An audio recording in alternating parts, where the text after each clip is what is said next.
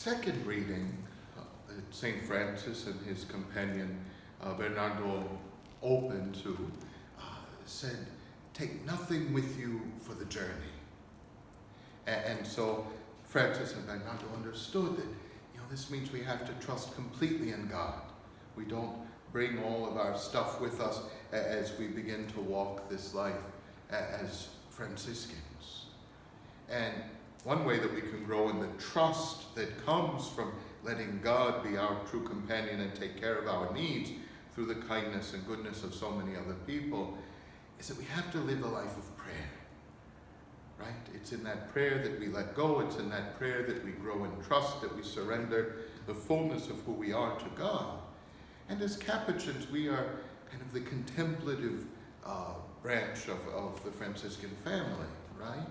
And so we have a tradition of spending time in prayer, especially time in what we call mental prayer, time in meditation, time in silence.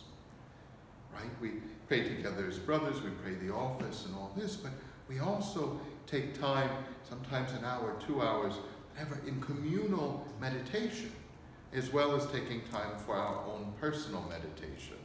Sometimes in the chapel, sometimes outside walking around, sometimes in our rooms, however it may be.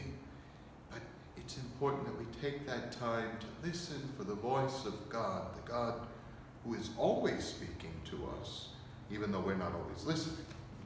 And so it's this time of meditation that teaches us how to listen and helps us to hear, where to go and how to live our lives. It's been important to us from the beginning, and we have the story even of one of our early ministers general who was so busy with all of his work that he thought, I don't have this time for the prayer and meditation that all of these brothers do, because I've got to take care of so many other things.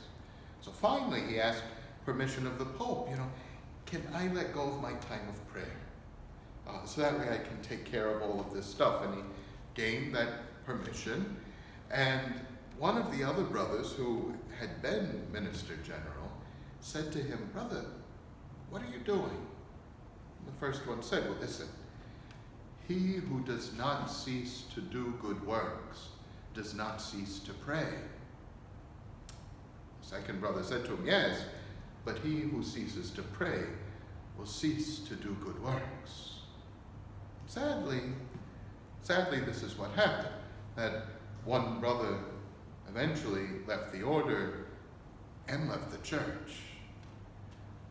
We know that in order to do good in the world, we need to be fed. We need that silence. We need to hear that voice. We need to be led along the way. And so we take this time of prayer. It's our way of not taking anything else with us, our way of letting God lead every step instead of us being so filled with our sense of how things ought to be, right?